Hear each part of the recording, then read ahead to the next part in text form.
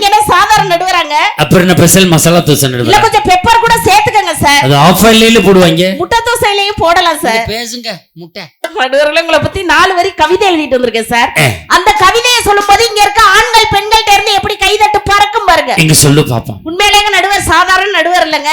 நீங்கள் ஸ்பீடாக பேசுவதில் நீங்கள் ஒரு ஹீரோ ஹோண்டா. ஜில்லுன்னு பேசுவதில் நீங்கள் ஒரு ஜிகர் தண்டா. தாகம் தணிப்பதில் நீங்கள் ஒரு ஃபேண்டா. உங்களை போல் நடுவர் இந்த தமிழ்நாட்டுல உண்டா? அந்த எதிரணிக்கு தீர்ப்பு சொல்ல நீங்கள் என்ன மண்டா? நீ ஊரா சாப்பிட்ட ஆயிட்டா குண்டா. நீ ஒரு அன்னதானம் போட்ட அண்டா. நடுவர்களே என்னை கருப்புடு மட்டும் சொல்லாதீங்க. காக்கைக்கும் தன் குஞ்சு பொன் குஞ்சு நடுவர் அவர்களே. அப்படி பின்னாடி வச்சு கொஞ்சம் பா என்ன பேச்சு. எதிரணில இருந்து வந்து 2 பேரும் குடும்பத்தின் தூணாக இருப்பது தாய் தாயின்னு பேசினாங்கல்ல நடுவர் அவர்களே. உண்மையில இந்த மின்சாரம் இல்லைன்னா வீடு மட்டும்தான் இருட்டா இருக்கும்.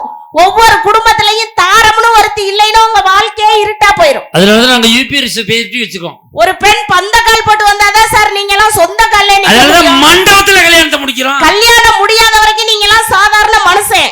எங்களை திருமணம் முடிச்சதுக்கு அப்புறம் தான் குடும்பத்துக்கு கூட புருஷன். நான் புருஷன், நீ யாரு புருஷன்? அது கொழுந்தியாடா லூசு போல. பொண்டாட்டி மாத்தி சொல்றாமா. உண்மையிலே சார் தாரம்னா அன்பு, தாரம்னா பண்பு, தாரம்னா ஒரு தெம்பு. அவங்கள நம்புங்க, வாழ்க்கையில உருப்பிடுவீங்க. ஆமா உருப்பிட்டுருவான். அப்படி தாரம் குடும்பத்துக்குள்ள வரும்போது வாழ்க்கை எப்படி தூணா மகிழ்ச்சியா இருக்கும் தெரியுமா? எப்படி இருக்கும்? தென்றல் உறங்கிய போது திங்கள் உறங்கிய போதுமா இருக்கும் சார். ஆஹா ஆஹா.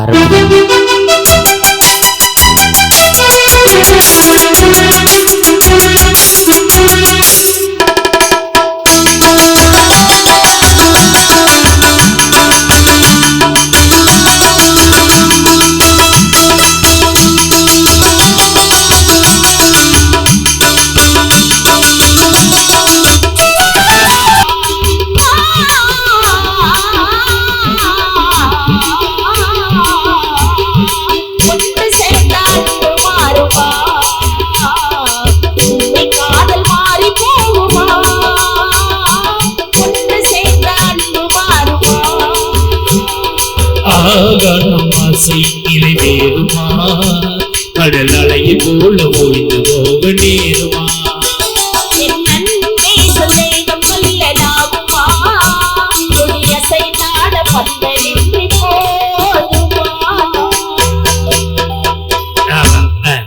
உண்மையிலேங்க சார் தாரம் குடும்பத்துக்கு வரும்போது தானே சார் மகிழ்ச்சியா இருக்கு வாழ்க்கையில. உண்மையில பாருங்க இவங்க தாய் தான் அன்பானவங்க, பண்பானவங்க, பாசமானவங்க. அப்புறம் ஏன் ஒரு 25 வயசு வந்தவுடனே ஒரு ஜாதகத்தையும் போட்டோவையும் தூக்கிக்கிட்டு உங்க வீட்டுல பொண்ணு இருக்கா, உங்க வீட்டுல பொண்ணு இருக்கா, உங்க வீட்டுல பொண்ணு இருக்கான்னு ஏங்க வீடு விடா போய் அலையிறீங்க? மாப்பிள்ளதான் பொண்ணு வீட்டுக்கு வந்து அலைவான். ஆமா. பொண்ணு மாப்பிள்ளை வீட்டுக்கு வராது. வரமாட்டோம் சார். ஏன் தெரியுமா? ஏன் சார்? பொண்ணு வீட்டுக்கு மாப்பிள்ளை வந்து அலைகிறான். ஆமா. எப்போதுமே வெட்டுப்படுற கிடா கோயிலுக்கு தான் போகும். சாமி இங்க கிடாக்கிட்ட வராது. கிடாயா போய்தான் கோயில வெட்டு போட்டு திருப்பி வந்து. அந்த கதை தான் எங்க கதை. ஆனா உண்மையிலேங்க சார், உங்களுக்கு எல்லாம் திருமணத்துக்கு முன்னாடி உங்க அம்மா முந்தானைய பிடிச்சுக்கிட்டு இருக்கும்போது உங்களுக்கு எல்லாம் என்ன பேரு? அப்படியே ஊதாரியா சுத்திக்கிட்டு இருக்கிறதுனால ஊதாரி அப்படின்னு சொல்லுவாங்க. அப்படியே நாதாரி பையன் அப்படின்னு ஒவ்வொரு வித்தியாசமா பேர் சொல்லுவாங்க. ஆனா எங்களை திருமணம் முடிச்சதுக்கு அப்புறம் உங்களுக்கு எல்லாம் என்ன பேரு? குடும்ப தலைவர், கணவர், புருஷர், இத்தனை எங்க இருந்து வந்துச்சுன்னு கேக்குறேன். அவருக்கு இன்னொரு பேர் இருக்கு. என்ன? Family man. Family man. அது ஃபேமிலி மேன் இல்ல, ஃபேமிலி மேன் தான். தீபாவளிக்கு ட்ரெஸ் எடுக்க போயிட்டு காசு ஊத்தாம கடத்தரவுல ஃபேமிலி முடிச்சுட்டு தெரியுமா. அதனாலதான் அவனுக்கு ஃபேமிலி மேன்னே பேர். சார் அப்படியெல்லாம் முடிவு பண்ணாதீங்க. உண்மையிலே எனக்கெல்லாம் திருமணமான புதுசுல சார் ஒரு 35 வருஷம் இருக்குமா? ஆமா. இங்க கேட்டாங்க 35 45 எழுதி கொடுத்தா தான் காசு கொடுப்பாங்க. உண்மையில அத்தனை வருஷம்லாம் எனக்கு கிடையாது. இப்ப எத்தனை வருஷம் அதெல்லாம் சொல்ல முடியாது. எனக்கு திருமணமான புதுசுல சார் எங்க அத்தா என்னைய வாடினே கூப்பிட மாட்டாரு சார். எல்லாம் கல்யாணம் ஆன புதுசுல வளருவான். என் செல்லம் என் சுச்சும்பா. டீ வாங்கி கொடுக்க மாட்டான், சூசு வாங்கி கொடுப்பான். குட்டி உடம்புக்கு குளிச்சு சூசும்பான். அப்புறம் ஒரு உள்ள உறக்கட்டும் ஒரு போட்டா கூட வாங்கி தர மாட்டான். என் குடும்பத்தை தின்னே திக்கிறப்பான். கல்யாணம் பண்ண முன்னா சூசும்பா. ஒரு உள்ள உறந்தா லூசும்பா. 2வது புரிஞ்சா உன் புரிஞ்ச என்ன திட்டானா அதான். ஆனா உண்மையில சார் எங்க அத்தா ஏன் தெரியுமா என்னைய வாடின்னு கூட மாட்டாரு? ஏன் தெரியுமாங்க சார்? என் முகம் வாடி போயிருமா சார், அதனாலதான். பொறுமை சாமி, பொறுமை பொறுமை. தப்புன்னு அடிச்சா மூடி கலந்து ஊதிச்சுன்னா என்ன பண்றது? சார் மூடி கலண்டா என்ன பண்றதுங்கிற நீ என்ன சொல்ற? மூளை அவனுக்கெல்லாம் கலங்காது, இருக்கவங்களுக்கு தான் கலங்கும். சார் சார் நல்லா சொல்ற.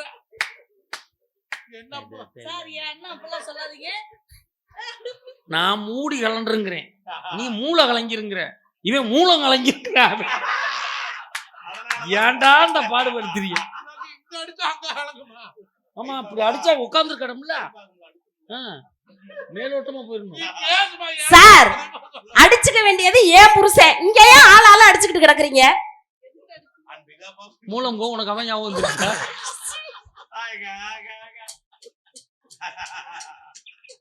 சிரிக்காது சிரிக்காது சிரிக்காதுமா.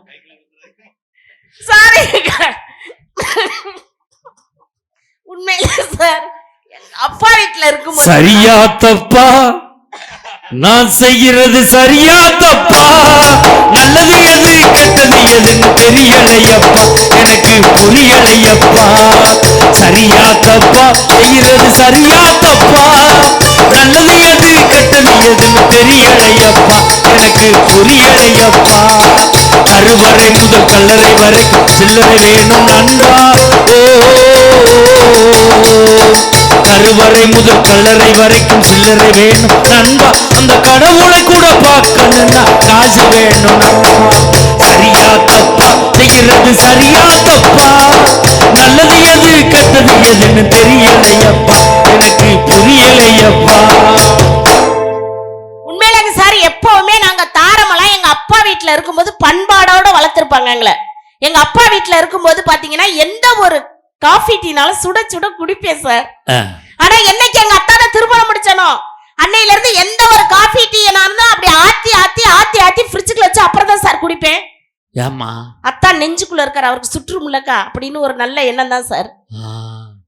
பரவாயில்லடா, சுருக்கி போய் சொல்லுவோம், சோக்குல பாதியை சொல்லிட்டு பாதியை வச்சுக்கலாம். பரவாயில்லையா, எவ்வளவு திறமையானாலா இருக்க. உண்மையிலே சார் இங்க பாருங்க, எங்க பெண்கள்லாம் அழகா மகாலட்சுமி மாதிரி இருக்காங்கல்ல. இவ்வளவு தூரத்துல உனக்கு கண்ணு நல்லாவா தெரியுது? ஏன் எனக்கு சார் உனக்கு பகல்ல பசுமாடு தெரியாது? உண்மையிலே சார் இங்க பாருங்க, எங்க பெண்கள்லாம் மகாலட்சுமி மாதிரி இருக்காங்கல்ல. உண்மையிலே ஏன் தெரியுமா மகாலட்சுமி மாதிரி இருக்காங்க? அப்படி அழகா நாங்கெல்லாம் மேட்சுக்கு மேட்சா ட்ரெஸ் போட்டுக்கிறோம். ஏன் தெரியுமா நாங்க மேட்சுக்கு மேட்சா ட்ரெஸ் போட்டுக்கிறோம்? கட்டுன புருஷன் தான் எங்களுக்கு மேட்சா இல்ல, போட்டுக்கிற ட்ரெஸ் அது கொஞ்சம் மேட்சா இருக்கட்டும் தாங்க. நாங்க ஆம்பளை ஏன் தெரியுமா மேட்சுக்கு மேட்சா ட்ரெஸ் போடுறது இல்ல? ஏன் கட்டுனதும் மேட்சா இல்ல, கட்டிக்கிறது மேட்சா இல்ல, நாங்க பாட்டுல போயிட்டே இருப்போம். இவ்வளவு பேச்சு பேசுனாங்கல்ல ரெண்டு பேரும், தாரம் சரியில்லை, தாரத்தை பத்தி எவ்வளவு குறை சொன்னாங்க. உண்மையிலே தாரத்தை பத்தி வீட்டுல ஒரு நாளைக்கு காலையில இருந்து சாயந்தரம் வரைக்கும் இவங்கள ரெண்டு பேரும் எத்தனை டீ சார் போட்டு கூப்பிடுறாங்க. காலையில இருந்து சாயந்தரம் வரைக்கும் பொண்டாட்டிய பார்த்து ஏய் பேஸ்ட் கொண்டாடி, பிரஸ் கொண்டாடி, துண்டு கொண்டாடி, இட்லி கொண்டாடி, சட்னி கொண்டாடி எத்தனை டீ போடுறாங்க. என்னைக்காவது தார நாங்க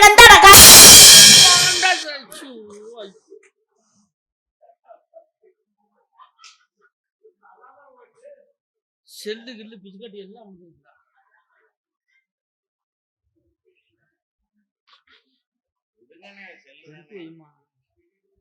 சார் அப்படி சொன்னமா சார் நாங்க? நீ சொன்னதுல இந்த வர பிஸ்கட் தின்னுக்கிறது பிஸ்கட் போச்சு, அவனு வேணே தள்ளி விட்டது மாதிரி நினைக்கிறேன். சொல்லிவிட்டியம்மா. அப்படி சொல்ல மாட்டேன் சார். அப்படி பண்பாட்டோட குடும்பம் பண்றவங்க மனைவி தாரங்கிறவங்க. உண்மையிலுமே நிலையான அன்புக்கு பிரிவில்லை சார். சொல்லாத சொல்லுக்கு அர்த்தம் இல்லை, தேடும் பாசத்துக்கு தோல்வி இல்லை. உண்மையான ஒவ்வொரு குடும்பத்திற்கும் ஒரு தார வரும் பொழுது வாழ்க்கை எப்படி தெரியுமாங்க சார் இருக்கும்? எப்படி இருக்கும்? பூ மாலையில் ஒரு மல்லிகையா இருக்கும் சார்.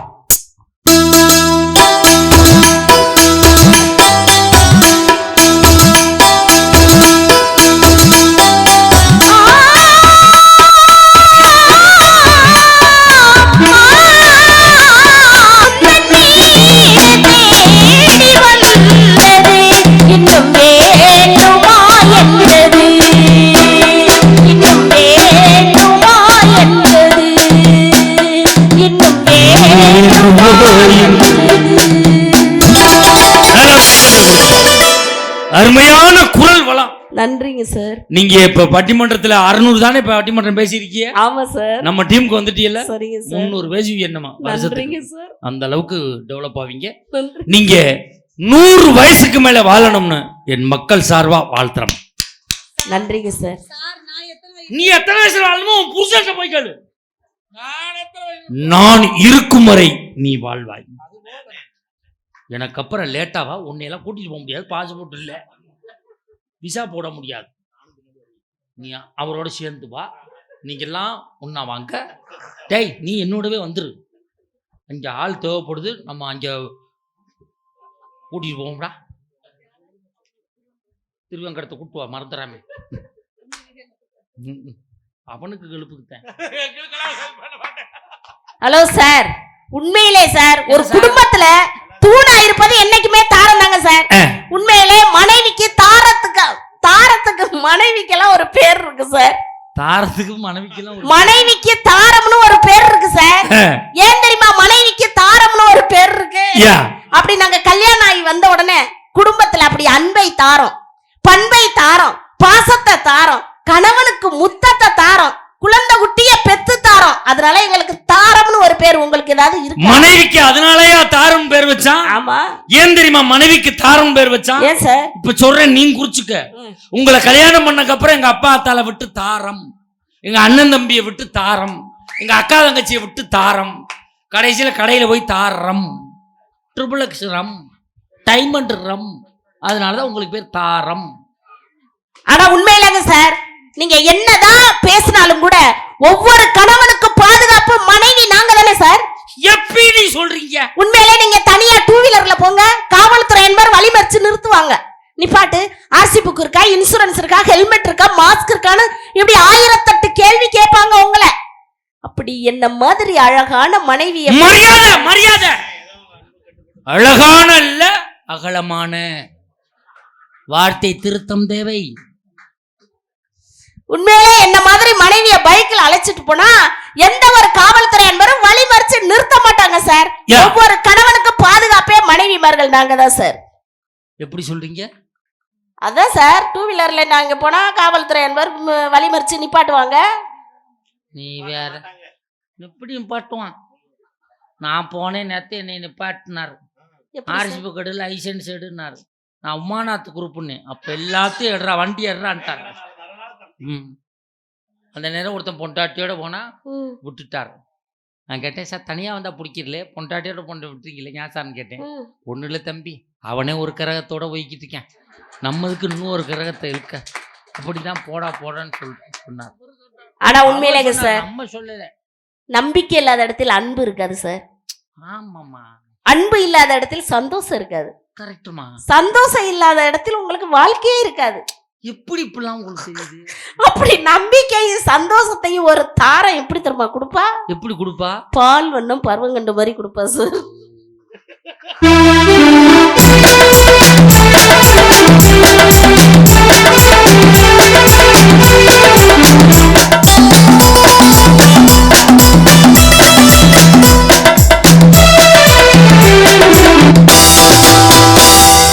பால் வண்ணம் பருவம் கண்டு வேல் வண்ணம் வெளிகள் கண்டு பால் வண்ணம் நான் கண்டு பாடுகிறேன்.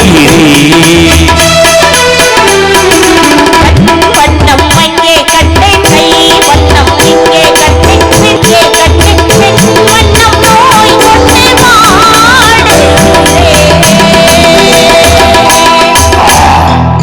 உண்மையிலே சார் எங்க அத்தா மாதிரி பாசக்கார மனுஷனை பார்க்க முடியாது. அப்படியா? ஆமாங்க. காலையில 7 மணிக்கெல்லாம் தூங்கிட்டான்னு எந்திரிச்சிருவாரு சார். அப்பதான் தெளியும் போல இருக்கு. எந்திரிச்சோடனே என் முகத்துலதான் முழிக்கணும்னு ஆசைப்படுவார். அப்படி 7 மணிக்கெல்லாம் எந்திரிச்சு தங்க குட்டி கண்ணு தெரியாது என்னத்தான் சார் எங்க மாமியார் சொல்லுவாங்க, பன்னி குட்டிய தங்க குட்டிங்க நம்பர். அந்த அம்மா கண்ணு நல்லா தெரியும் போல இருக்கு. உண்மையிலே சார் அத பத்தி நான் கேர் பண்றது இல்ல சார். நீ கேரே பண்றது இல்லையே. எங்க கூந்தல தூக்கி முன்னாடி போட்டு பாப்போம். ஏன் சார் இதுக்கு என்ன சார் குறைச்சல்? என்ன இருக்கு குறைச்சலுக்கு? உங்க கூந்தல பாத்தியலா, பொங்கலுக்கு வெள்ளை அடிக்கிற கட்ட பிரசு மாதிரியே இருக்கு. அதுவும் பிசுறு அடிச்சு போய் கிடக்கு. உண்மையில சார் தங்க குட்டினோனா அப்படியே ஜிங்குன்னு அத்தா முன்னாடி போய் நின்னு யாத்தான் டெய்லி காலையில என் முகத்திலே முழிக்கிறீங்களே அவ்வளவு பாசமானு கேட்டேன். அதுக்கு அவர் ஒரு வார்த்தை சொன்னாருங்க சார். என்ன சொன்னாரு? அதெல்லாம் ஒண்ணும் கிடையாது, உன்னைய உத்து பார்ப்பேன், இருட்டாயிருக்கு, இந்த விடியலன்னு படுத்து தூங்கிறேங்கிறாரு. இதுக்கு பேர் தான் விடியாமுஞ்சிங்கிறது. ஹலோ, என்னதான் நான் விடியாமுஞ்சியா இருந்தாலும் கூட எங்க அத்தா வாழ்க்கை விடிகிறது ஒரு மனைவி தாரம் என்னால. எப்படிமா? எப்படி தெரியுமாங்க சார் விடியும்? என்னை விட்டு ஓடி போக முடியுமா?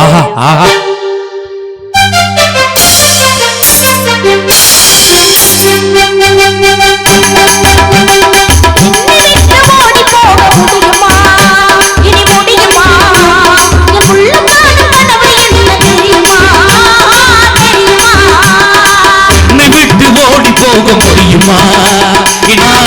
தெரியுமா?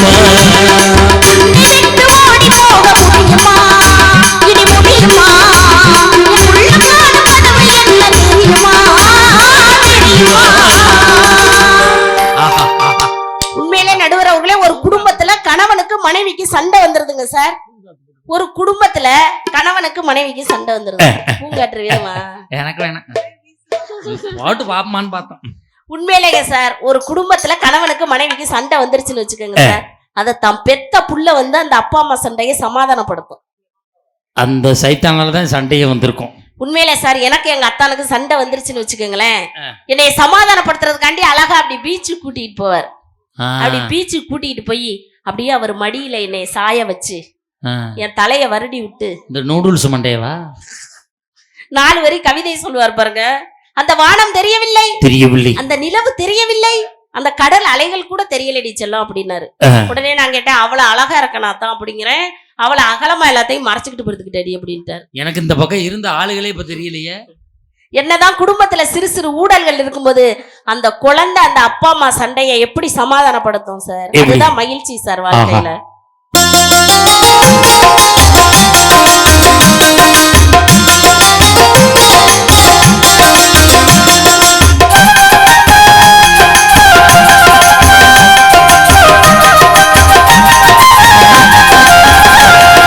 குழந்தைகளை மறந்து விட்டால் கீழடா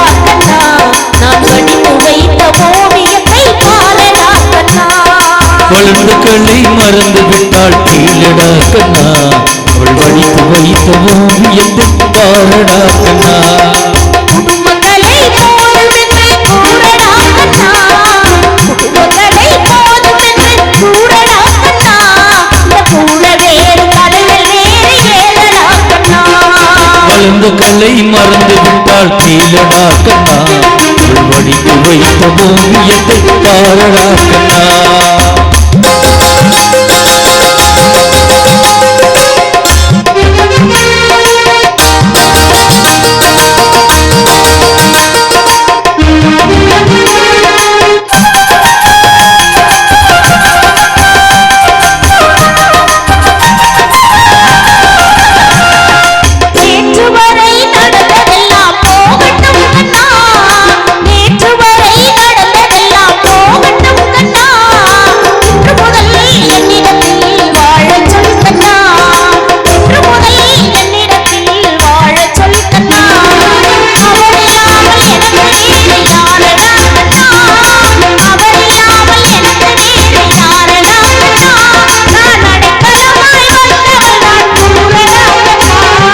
குழந்தைகளை மறந்து விட்டால் கீழடா கண்ணா, அடித்து வைத்த ஓவியத்தை பாரடா கண்ணா.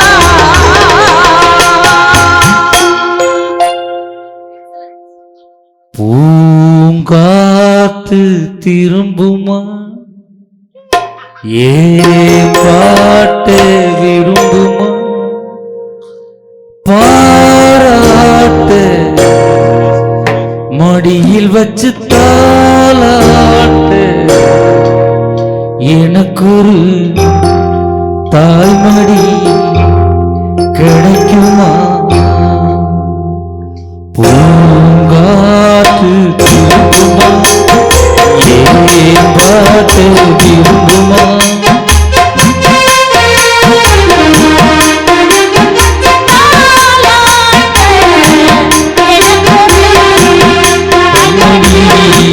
கிடைக்குமா. பூங்காற்று திரும்புமா, ஏன் பாட்டு விரும்புமா.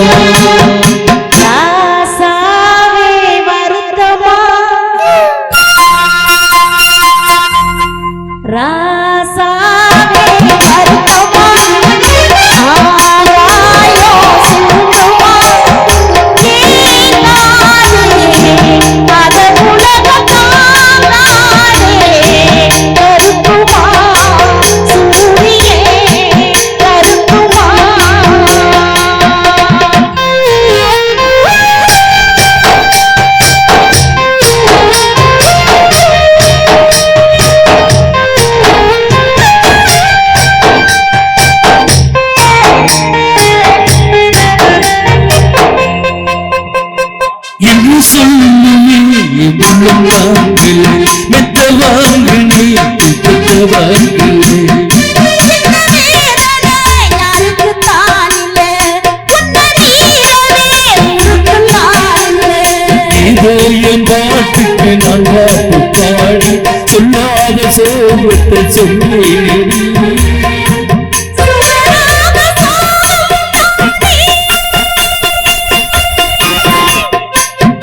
யாரும் போரும்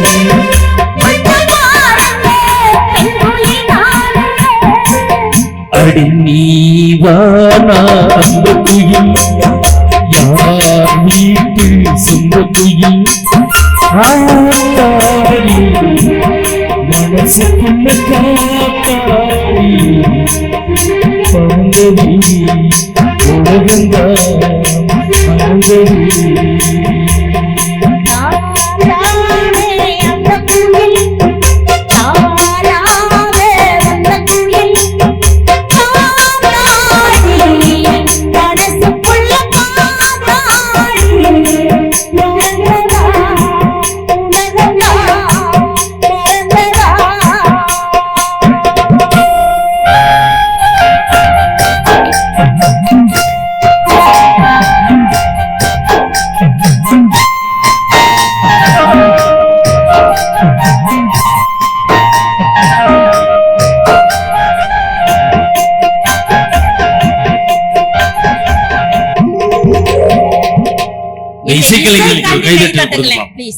உண்மையிலே நல்லா ரசிக்கிறீங்க, நல்ல ஆடியோ. 1985 வந்த படம் முதல் மரியாதை. முதல்ல இன்னைக்கு தான் அந்த பாட்டை மேடையில பாடியிருக்கேன். உங்கள் அன்போடும் ஆதரவோடும் உண்மையிலே ரொம்ப பெருமையா இருக்கு. எலச்சி பாளையத்துல முத பாடியிருக்கோம் சார் இந்த பாட்டு. ஆமாம்மா சார். சில இடத்துல எல்லாம் முத தடவை பாடுவா, அதோட பாடக்கூடாதுன்னு முடிவு பண்ணிடுவோம். ஆனா இங்க ரசிக்கிறீங்க. முதல் மரியாதையில அவர் சிவாஜி கணேசன் ராதாவுக்கு பாடுவார். ராதா யாருன்னு தெரியாம பாடுவாரா? ராதான்னு தெரிஞ்சுதான் பாடுவார். அதுல என்ன வரி வருது? எனக்கு ஒரு தாய்மடி கிடைக்குமான்னு தான் கேட்குது. என்ன பொண்டாட்டி மடின்னு கேட்டுக்காரா அவரு? தாரத்துக்கிட்டே தாய்மொழி கிடைக்குமான்னு தான் கேட்குறான். ஆமா, தெரியுதா? பூங்காத்து திரும்பினா அங்கே போய் திரும்பிக்கிட்டு நீ முடிச்சுட்டு உட்காரு, நான் அடுத்து பின்னாடி சாமி கும்பிட்டான். உண்மையிலே சார், ஒரு குடும்பத்தின் தூணாக இருப்பது என்றைக்குமே தாயை விட தாரம் தான் என்று சொல்லி சுமந்தவள் ஒரு தாய் என்றால் உங்களை சுமப்பவள் மனைவி சார்.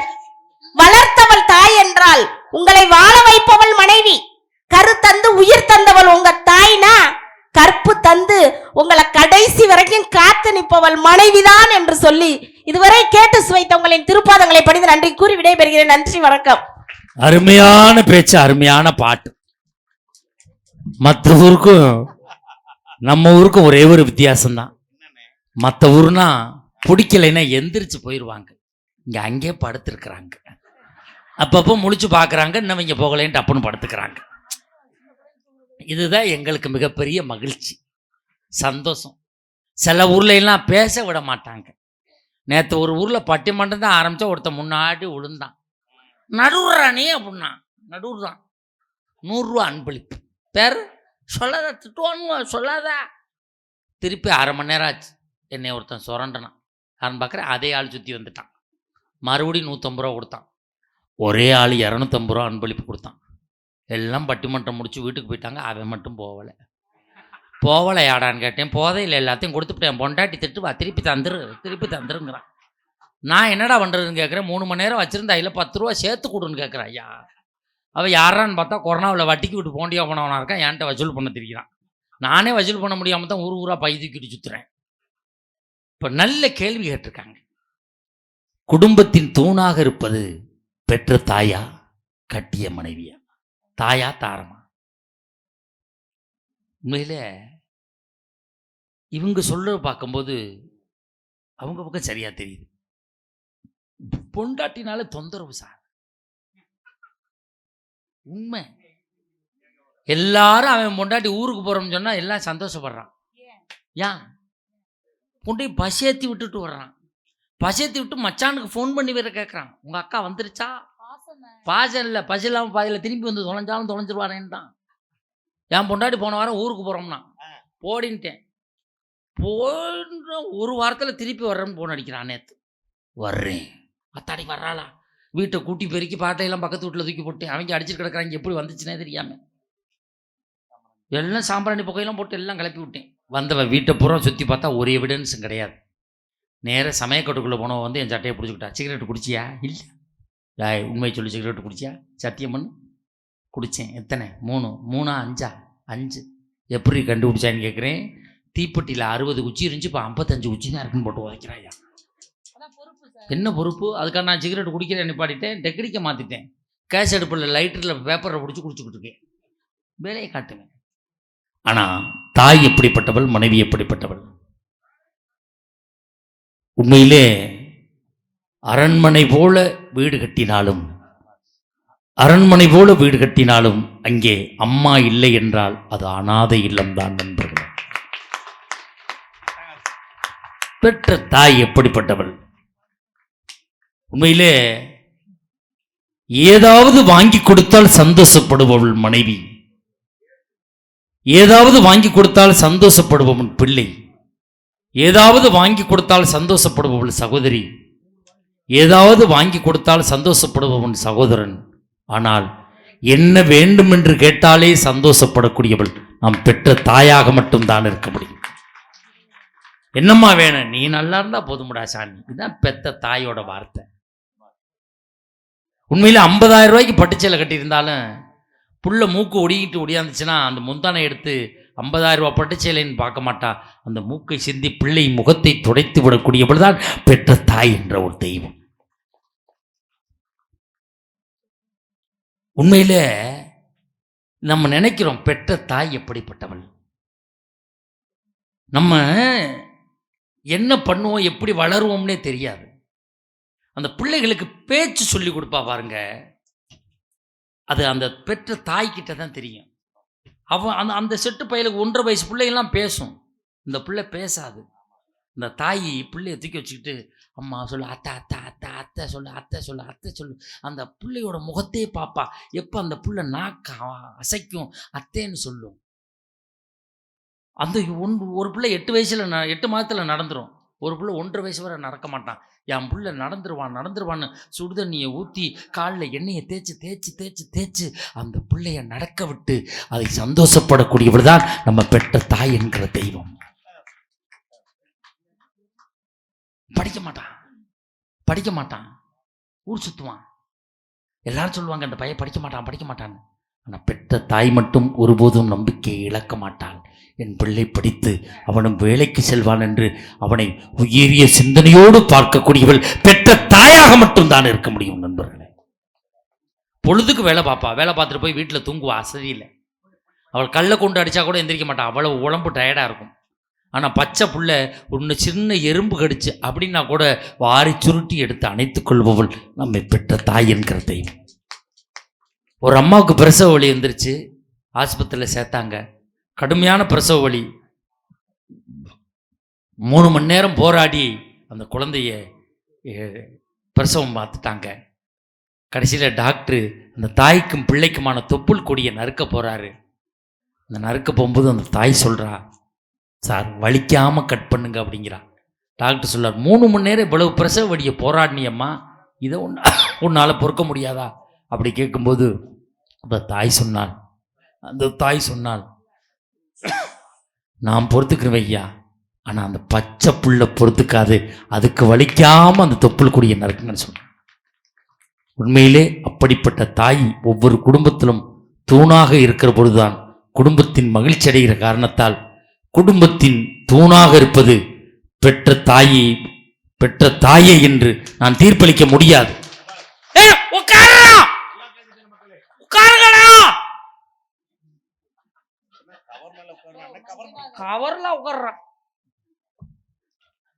அப்ப தாரம்னா என்னன்னு பார்க்கணும். கோவக்காரம்மா இதெல்லாம் கடுமையான 2019 கலைஞர் டிவில உன்னால் முடியும்னு தென்னை மரம் ஏறினேன். அந்த அம்மா பார்த்தேன், போலீஸ் வேலை 60 அடி தென்னை மரம் ஏறிச்சு, வெட்டி போட்டிருந்தாங்க, இப்படி ஏறி போச்சு. விடம்மா இப்போ மனைவி என்பவள் யார் என்று பார்க்க வேண்டும். உண்மையிலே இப்போ பட்டிமன்றம் முடியும், இன்னும் ஒரு 5 நிமிஷத்தில் முடிப்பேன். நான் ஒரு 3 மணிக்கெல்லாம் வீட்டுக்கு போயிடுவேன். காலிங் பெல் அடிப்பேன். என் மனைவி கதவை திறப்பா. வாங்க மகாராஜா, அம்பேத்கர் நகர் பட்டிமன்றம் சென்றீர்களே, எப்படி இருந்தது? அப்படியா கேப்பா. போத்தனாம் பை தூக்கிட்டு ஊர் சுற்றியாடா, ஊர் சுற்றி போல மஞ்சனா நீனும் ஊர் சுற்றி போயிருக்கடா அப்படின்னு திட்டுவான். இதே முகம் கொஞ்சம் வாட்டமாக இருந்துச்சு, கவலையாக இருந்துச்சு இல்லையா, ஒரு மாதிரியாக இருக்கியம்பா. என்னம்மா என்னால் சரியாக பேச முடியலம்மா அப்படின்னா, சூடாக பாலை ஆற்றி கொடுத்து போய் படியா, நாளைக்கே குளமங்கத்தில் பட்டிமன்றம் இருக்கும்பா. வாழ்க்கையில் நான் தோற்று போகின்ற பொழுது என்னை தேற்றுவது என் மனைவி என்கிற தாரம் இல்லைன்னு சொல்ல முடியாது. தொழில் பண்ணுறோம், வியாபாரம் பண்ணுறோம், நஷ்டமாயிருது. வீட்டில் போய் தனிமரமாக நிற்கும் போது நம்மளோட சேர்ந்து ஊர் சுற்றினவன் வருவானா? நம்மளோட சேர்ந்து தண்ணி அடித்தவன் வருவானா? நம்மளோட வாங்கி சாப்பிட்டவன் வருவானா? தனிமரமாக நிற்கும்போது அந்த கட்டின மனைவி ஒடியாந்து கேட்பா, ஏங்க ஒரு மாதிரியா இருக்கியே, நான் எல்லாத்தையும் இழந்துட்டேனே, எல்லாம் தோத்துட்டேனே, எல்லாம் நஷ்டமாயிடுச்சே, எப்படி நம்ம பிள்ளைகளை படிக்க வச்சு கல்யாணம் பண்ணி கொடுக்க போகிறேன்? கண் கலங்கும் போது கையில் கழுத்தில் கலக்கிறத கலட்டி கொடுத்து தான் சிறுவாடு சேர்த்து வச்சிருந்த பணத்தை கொடுத்து உனக்காக நான் இருக்கிறேன் என்று சொல்லக்கூடியவள் நம் கட்டிய மனைவியாக மட்டும்தான் இருக்க முடியும். சார் ஒன்று தெரிஞ்சுக்கங்க, நாங்கள் மனைவியை நிறைய கேலி பண்ணோம், கிண்டல் பண்ணோம். ஆனால் அந்த மனைவியினுடைய அருமையை எப்போ தெரியுமா யோசிக்கணும்? ஒன்று தெரிஞ்சுக்கங்க, மனைவி இருக்கிற வரைக்கும் தான் சார் என்ன சாப்பிடலான்னு யோசிக்க தோணும். அந்த மனைவி போயிட்டான்னு வச்சுக்கோங்க, எங்கே சாப்பிடலான்னு தான் சார் யோசிக்க தோணும். மனைவி இருக்க வரைக்கும் தான் சார் வீட்டில் பாய், அந்த மனைவி போயிட்டான்னா திண்ணையில் தான் பாய். நாங்கள் நிறைய கேள்வி பண்ணோம். மனைவியினுடைய அருமையை யார்கிட்ட கேட்கணும் தெரியுமா? வயதான காலத்திலே தன் மனைவியை இழந்து விட்டு ஒருவேளை சோற்றுக்காக ஒவ்வொரு இடமாக அலைகிறானே, அந்த தகப்பனை கேட்டு பாருங்கள், மகனினுடைய மனைவியினுடைய அருமை என்னவென்பது தெரியும். நண்பர்களே, ஒரு மனைவியை இழந்தவன் எப்படியெல்லாம் பாடுபடுகிறான், அவன் எப்படியெல்லாம் சிரமப்படுகிறான் என்பதை நான் கண்கூடாக பார்த்திருக்கிறேன். என் தந்தை 87 வயதில் இறந்து போனார். எங்கள் அப்பா 87 வயசில் இறந்தாங்க. எங்கள் அப்பா இறக்கிறதுக்கு 13 வருஷத்துக்கு முன்பாக என்னை பெற்ற தாய் இறந்தார். நாங்கள் எல்லா செல்வாக்கு இருக்குது, பணம் இருக்குது, நகை இருக்குது, எங்கள் அப்பாவை பார்த்துக்கிற எல்லா ஆட்களும் இருக்கிறார்கள். ஆனால் இறந்தது என் தாய் மட்டும்தான். கறி மீன் எல்லாம் தினம் நான்வெஜ் சாப்பிட்ற குடும்பம் நாங்கள். அப்படியே எங்கள் அம்மா இறந்ததுக்கப்புறம் சாப்பாடை போட்டு வச்சு நாங்கள் பக்கத்தில் எல்லாரும் உட்காந்துருப்போம். நான், என்னுடைய சகோதரிகள், எங்கள் அப்பாவோட சகோதரிகள்லாம் ஒரு வாய் எடுத்து அப்படியே சாப்பாடை வாயில் வைப்பார். அவர் அறியாமல் கண்ணீர் ஓடிக்கிட்டே இருக்கும். அதை யாராலும் நிவர்த்தி செய்ய முடியாது நண்பர்களே. எந்த பணத்தாலும் அதை சரி செய்ய முடியாது, எந்த உறவுகளாலும் அதை சரி செய்து விட முடியாது.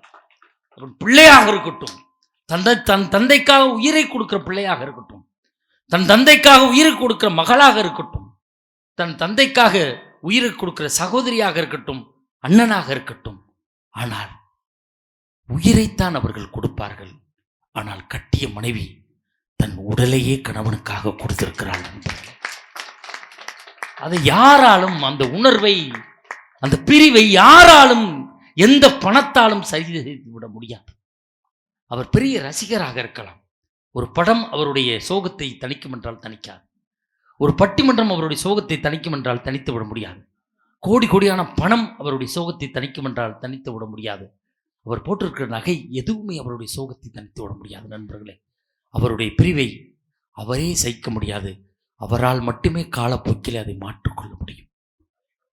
என் தந்தை இறந்து, எங்கள் அம்மா இறந்து 13 வருஷம் வரை என் தந்தை என்னோடு இருந்தார் என்றால் அதை நான் காப்பாற்றப்பட்ட பாடு எனக்கு தெரியும். தினந்தோறும் நாங்கள் வேலைக்கு சென்று விடுவோம். நான், என் மனைவி இருவரும் வேலை பார்க்கிறோம், இருவரும் வேலைக்கு போயிடுவோம். எங்கள் அப்பாவை பார்த்துக்கிறதுக்காக எங்கள் அத்தை, அவங்களோட பிறந்த அத்தையை, எங்கள் அப்பாவோட பிறந்த அக்கா, என்னுடைய அத்தையை தினந்தோறும் காலையில் 8:30 மணிக்கு எங்கள் அத்தை வீட்டில் போய் கூட்டியாந்து எங்கள் அப்பாவோட உட்கார வச்சுட்டு பேசிக்கிட்டுன்னு சொல்லி 4:30 மணிக்கு நாங்கள் வர்ற வரைக்கும் எங்கள் அத்தை இருப்பாங்க. அப்படி ஒரு உயிரை காப்பாற்ற வேண்டிய ஒரு சூழ்நிலை.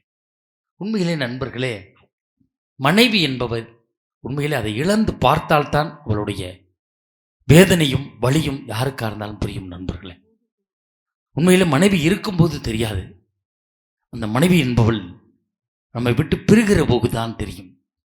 உண்மையிலே நாம் அமரம் அடி கொடுத்தவள் நாம் அமர மடி கொடுத்தவள் நம்முடைய தாய் என்றால் நாம் உயரப்படியாக இருந்தவள் நாம் கட்டிய மனைவியாக மட்டும்தான் இருக்க முடியும்.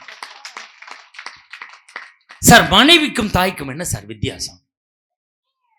பெத்தா வளர்த்தா, தாய் நம்மளை வளர்த்தா அது அவளுடைய கடமை. இப்ப பெற்ற தாய் நம்மளோட எத்தனை வருஷம் வர முடியும்? நம்மளோட தொடர்ந்து எத்தனை வருஷம் நம்மளோட இருப்பாங்க? நம்ம ஒரு 40 வயசு ஆகுற வரைக்கும் நம்ம அம்மா நம்மளோட இருப்பாங்களா? நம்ம ஒரு 50 வயசு ஆகுற வரைக்கும் நம்ம அம்மா நம்மளோட இருப்பாங்களா? அப்புறம் அந்த தெய்வத்தோடு தெய்வமா நம்ம தாய் போய் சேர்ந்துருவாங்க. இப்ப சாதாரணமா ஒரு வீட்டில் 4 பையன் இங்கே இருக்காங்கன்னு வச்சுங்க. ஒரு தாய்க்கு 4 பிள்ளை, ஒரு தாய்க்கு 4 பிள்ளை இருக்காங்க. ஏதோ ஒரு கெட்ட நேரம் அந்த மூத்த பையன் இறந்துடுறான்னு வச்சுக்கோங்க. கல்யாணம் ஆயிடுச்சு, அந்த பையன் இறந்துடுறான். அந்த தாய் என்ன பண்ணுவா? 1 மாதம் எங்கேயும் போகாமல் வீட்டில் உட்காந்துருப்பான். அதுக்கப்புறம் இன்னொரு மகன் வீட்டுக்கு போவா, இன்னொரு மகன் வீட்டுக்கு போவா, ஒரு கல்யாணத்துக்கு போவா, ஒரு கும்பாபிஷத்துக்கு போவா, நல்லதுக்கு போவா, எல்லாத்துக்கும் போய் அவன் முன்னாடி நிற்பான். ஆனால் கணவனை இழந்த கட்டிய மனைவி அவன் கணவனை இழந்து விட்டால் கடைசி காலம் வரை நல்லதுக்கு எதுக்கும் போக முடியாம பின்னாடியே ஒதுங்கி இருந்து அந்த குடும்பத்திற்காக தூணாக உழைத்து கொண்டிருப்பவள் கட்டிய மனைவி என்பதை ஒருபோதும் மறுக்க முடியாது. பெற்ற தாய் என்பவள் நம் வாழ்க்கையிலே, நம் குடும்பத்திலே ஒரு குறிப்பிட்ட காலம் வரை வரக்கூடியவள். அதன் பிறகு அவர் அந்த தெய்வத்தோடு தெய்வமாக போய் அமர்ந்து கொள்கிறாள். ஆனால் கடைசி வரை அந்த பெற்ற தாய்க்கு பிறகு கடைசி வரை தூணாக இருந்து அந்த குடும்பத்தை வழிநடத்தக்கூடியவள் கட்டிய மனைவியே என்று தீர்ப்பளித்து வாய்ப்புக்கு நன்றி கூறி நிறைவு செய்கிறோம். வாய்ப்பு இருந்தால் மீண்டும் பல தலைப்புகளை சந்திப்போம். இதோ தொடர்கிறார்